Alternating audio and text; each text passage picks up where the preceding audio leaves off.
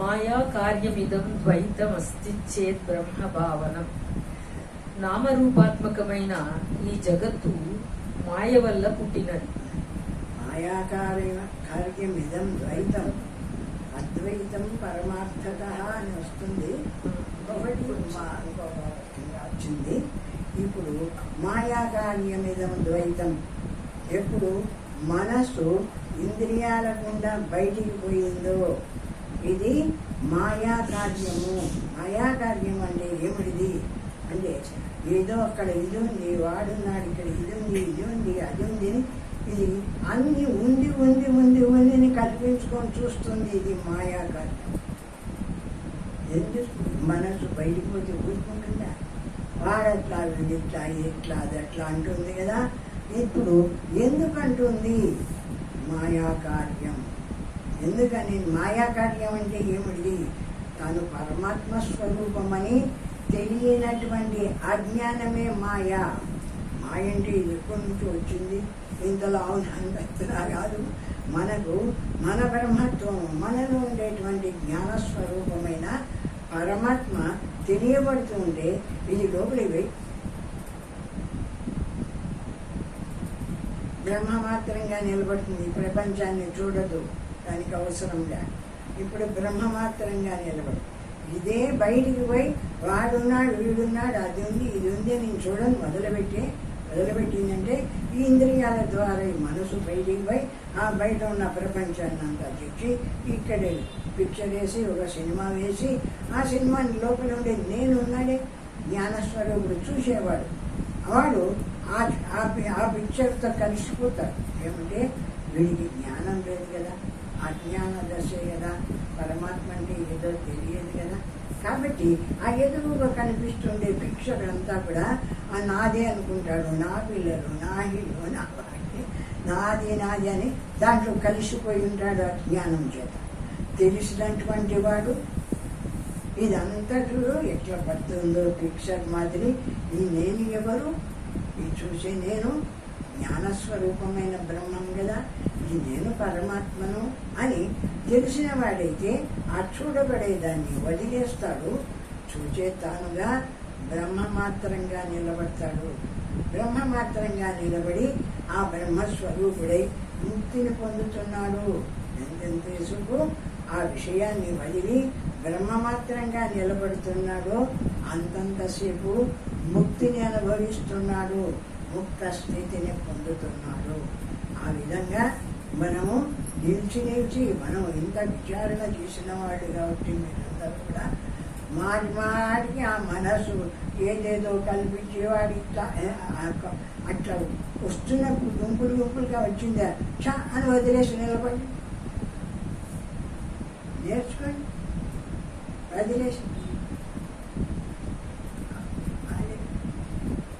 చూడు ఇప్పుడు ఎట్లున్నా మనం ఒక్కడమే ఉన్నాం. చూడు జ్ఞానమాత్రంగా ఈ ఎదురుగా ఉన్న పిక్చర్ వదిలేస్తే చూసే నీవు మాత్రమే ఉంటున్నావు. చూడు ఇదేం కష్టం ఉంది?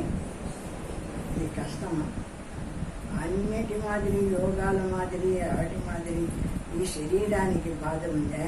అలాగే ఇంద్రియాలకు బాధ ఉందా? ఏది లేదు. హాయిగా వదిలేసి అట్లా నిలిచి నువ్వు వెనక్కు వస్తూ ఉండు. ఆ విషయ రూపమైన మనస్సుతో కలిసిపోకుండా వదిలేసి వెనక్కి వచ్చి నిలిచి ఇది కదా నా స్వరూపం, ఇది కదా నా పరమాత్మ స్థితి అని అట్లా అభ్యాసం చేసుకో. ఏం కష్టం లేదు, చాలా సులభమైన పని. అయితే ఒక్క మాట అనుకోవడంలో ఆ జ్ఞప్తి భగవంతుడు జ్ఞప్తిగా దాని తొలగడా కాదు.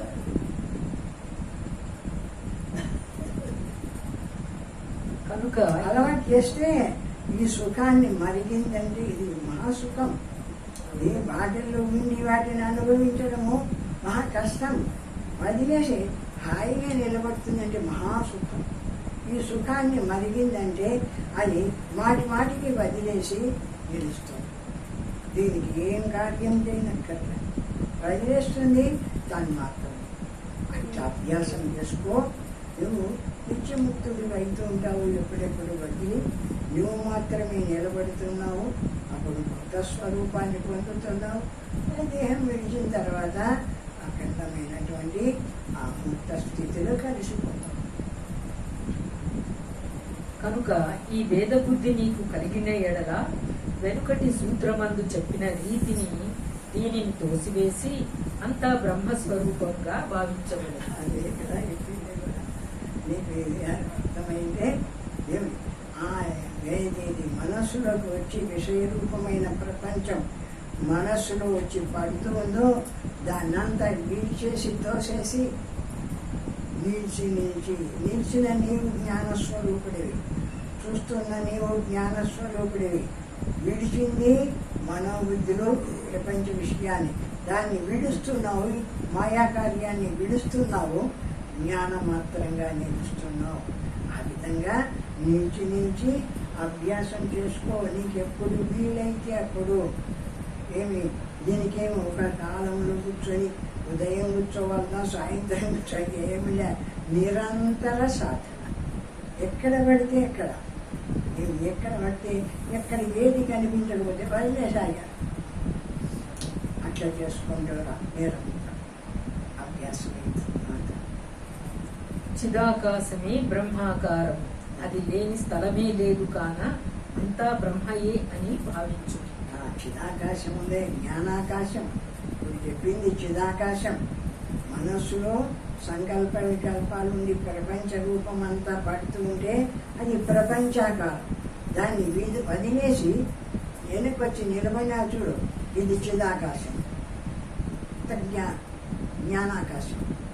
ఈ జ్ఞానాకాశమే చిదాకాశం, పరమాత్మ స్వరూపం.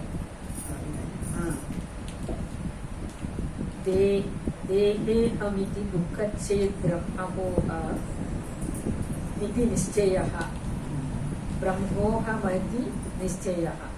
పంచభూతమయమైన ఈ స్థూల శరీరమే నేనను బుద్ధి వల్లనే సకల భేదములు సకల దుఃఖములు కలుగుచున్నది.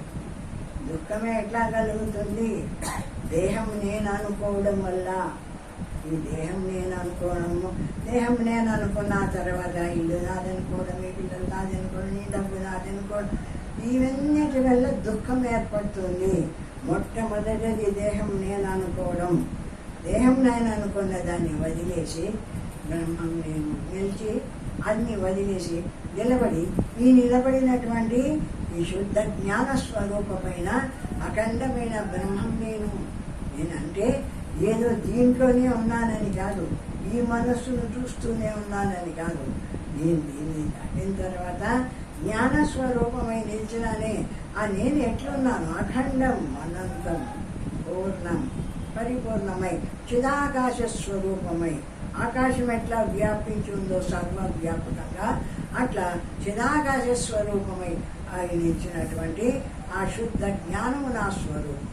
ఆ నేను బ్రహ్మం, నేను పరమాత్మ అని ఆ విధంగా ఆ నేను బ్రహ్మము, నేను బ్రహ్మము అని ఆ పరమాత్మ స్వరూపంతో కలిసిపోతుండు.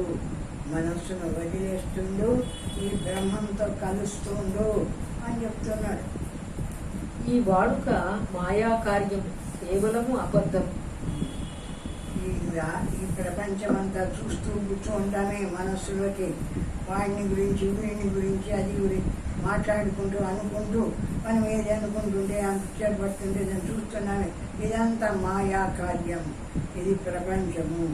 దీన్ని వదిలేసి నిలబడినావు. ఇప్పుడు నీ దగ్గర ఏది లేదు, ఏ ప్రపంచము లేదు, జ్ఞానం ఒక్కటే ఉంది, తెలుసుకునే జ్ఞానం.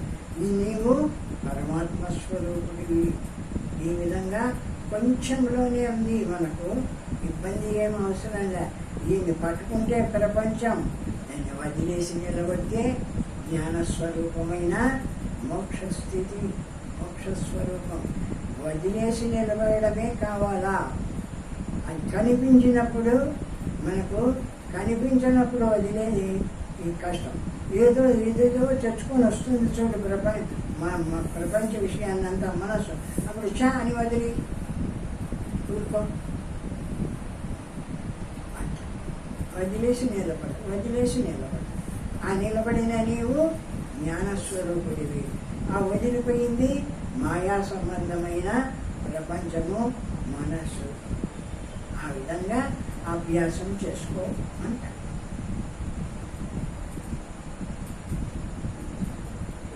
ఈ శరీరమందు చిక్కల ఉండి సకలేంద్రియములకును ఆయా పనులు చేయుటకు సామర్థ్యమునిచ్చుచున్నది. చిక్కళ అంటే ఆ జ్ఞాన కళ ఒకటి ఉంది శరీరంలో. ఆ శరీరంలో ఆ జ్ఞాన కళ ఉన్నంత వరకు అన్ని ఇంద్రియాలకు కళ్ళు చూస్తాయి. చూస్తూనే కండ చెప్పేది కాదు, కళ్ళు ఆ రూపాన్ని చూసినాయి. చెప్పేది ఏది? ఇందులో ఉండేటువంటి జ్ఞానస్వరూపము, అది ఫలానా అని చెబుతుంది. చెవి వింటుంది, వినేదానికి ఒక పరికరం ఇది. ఆ పరికరం ద్వారా వింటుంది. ఏమిటి ఈ శబ్దము అని చెప్పవాలంటే లోపల జ్ఞానం చెప్పవాలి. ఈ రూపం ఏమిటిది అంటే ఈ జ్ఞానం చెప్పవాలి. కళ్ళే చెప్పలేవు, కళ్ళు పోతాయి, ఆ రూపాన్ని పొందుతాయి, అంతేగాని కళ్ళు చెప్పలేవు. ఇది ఫలానా రూపం అని చెప్పేటప్పటికీ ఇక్కడ జ్ఞానం చెప్పవాలి. ఆ విధంగా ఈ జ్ఞానం అనేది అన్ని అంటే 5 ఇంద్రియాలు ఉన్నాయి కదా, ఈ 5 ఇంద్రియాల గుండా బయటికి పోయి విషయాన్ని అంతా తెచ్చి ఈ జ్ఞానానికి అందిస్తూ ఉంటుంది. ఈ జ్ఞానం నాది అనుకొని ఫలానా అని మనం వదిలేసి నిలబడినామంటే ఇప్పుడు జ్ఞానం ఒక్కటే ఉంది. నా దగ్గరికి ఈ ఇంద్రియాలు ఏ ప్రపంచాన్ని తేలేదు, శుద్ధ జ్ఞానం మాత్రంగా నిలబడి ఉన్నాను. ఈ జ్ఞాన స్వరూపమైన నేను బ్రహ్మస్వరూపము. ఆ విధంగా పరమాత్మ స్వరూపమై నిలిచి ఉన్నాను. అట్టి చిక్కల సాక్షి అని బ్రహ్మ అని చెప్పబడినది. అది చిక్కళ అంటే జ్ఞాన కళ. చిత్ అంటే జ్ఞానం, జ్ఞాన కళ అని ఆ విధంగా బ్రహ్మస్వరూపమని జ్ఞాన కళ అని చెప్పబడుతుంది. సర్వాన్ని తెలుసుకుంటుంది. ఇక్కడ జ్ఞానస్వరూపంగా ఉంది. అది ఏమిటిది? చిత్ కళ, జ్ఞాన కళ.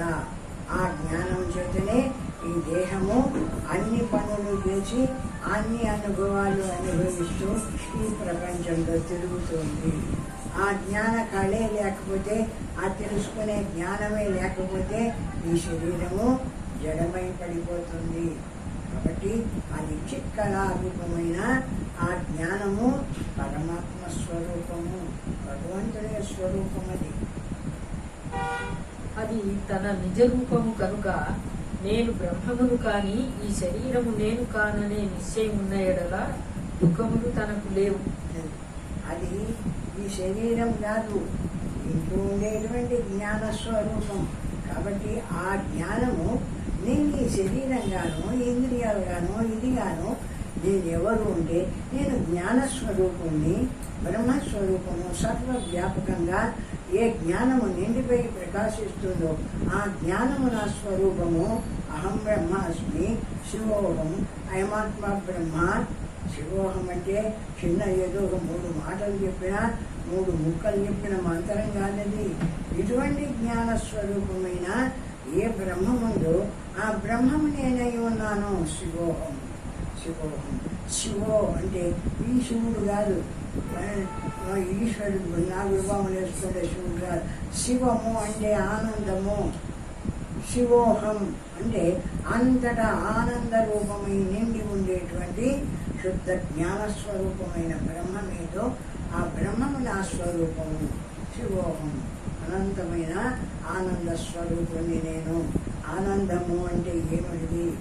ఈ ప్రపంచ విషయాలు, మనసు, బుద్ధి, దేహము ఏది లేనటువంటి శుద్ధ జ్ఞాన స్వరూపమైన పరమానందము నా స్వరూపము.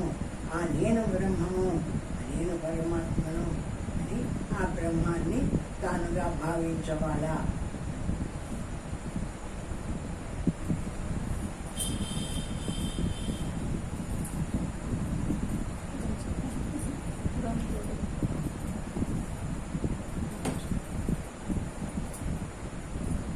హృదయ గ్రంథి రస్తిత్వచ్ఛేదనే బ్రహ్మచక్రకం. వెనుకటి వాక్యము వల్ల స్థూల శరీరము నేనను భ్రమపోయినది. ఈ వాక్యము హృదయ గ్రంథి, గ్రంథి అంటే ముడి. హృదయ గ్రంథి అంటే ఈ దేహమే నేను అనేటువంటి ముడి. ఇందులో జ్ఞానస్వరూపమైన జీవుడు జ్ఞానస్వరూపుడే, పరమాత్మ యొక్క ప్రతిబింబం. కాబట్టి జీవుడు దేహం కాదు, జీవుడు ఉన్నాడు దీంట్లో. ఆ జీవుడు ఈ దేహం నేను అని దేహంతో ముడిపడినాడు.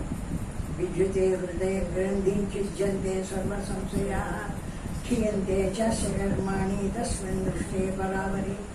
ఆ విద్యతే హృదయ గ్రంథి. ఆ హృదయ గ్రంథి అంటే ఈ దేహము నేనని ముడిపెట్టుకున్నాడే, దాన్ని ఎప్పుడు విడదీసుకొని ఈ బ్రహ్మం నేను అని నిలబడుతున్నాడు. చిజ్జంతే సర్వ సంశయ. ఈయన అనేక రూపంగా సర్వవ్యాపకంగా ఈ జ్ఞానస్వరూపమైన బ్రహ్మముందో ఆ బ్రహ్మం నా స్వరూపము అని అనుకున్నప్పుడు ఈ వీక్షతే ఈ శరీరంతో ముడిపడి ఉన్నాడు కదా ఇంతకాలం, ఈ ముడిని విడిపించుకుంటున్నాడు. తస్మిన్ దృష్టే పరావరి. ఆ బ్రహ్మం నేను, ఈ దేహం కాదు, ఆ ఖండమైనటువంటి జ్ఞానం నా స్వరూపము అని ఆ జ్ఞాన స్వరూపాన్ని ఈ శరీరం నుండి విడిపించుకొని జ్ఞానమాత్రంగా నిలబడినాడు కదా.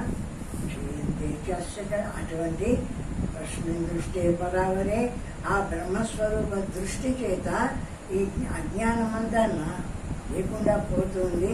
జ్ఞాన స్వరూపమైన బ్రహ్మం నేను, పరమాత్మ నేను అని తెలియబడుతుంది. ఆ హృదయ గ్రంథిని వీడడం చేత.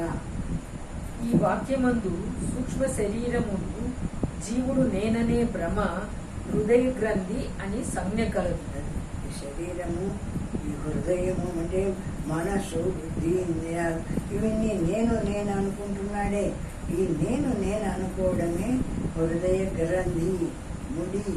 ఆ ముడిని విడిపించుకొని ఈ నేను కాదు, నేనంతా తెలుసుకుంటుండేటువంటి శుద్ధ జ్ఞానస్వరూపం నేను అని బ్రహ్మమాత్రంగా ఆ హృదయంలోంచి పైకి పోయి ఆ సహస్రారంలో నిలబడుతున్నాడు చూడు. జ్ఞానమాత్రంగా ఇప్పుడు ముడిని విడిపించుకున్నాడు. తస్మిన్ దృష్టి పరావరి అంటే ఆ పరమాత్మ దృష్టి కలిగి బ్రహ్మమాత్రంగా నిలిచినాడు. కాబట్టి వీడికి ఇంకా ఈ శరీరంతో సంబంధం విడిపోయింది కాబట్టి వీడు ముక్తిని పొందుతున్నాడు. ఆ విధంగా అజ్ఞానాన్ని విడిపించుకొని జ్ఞానమాత్రంగా నిలబడాలి.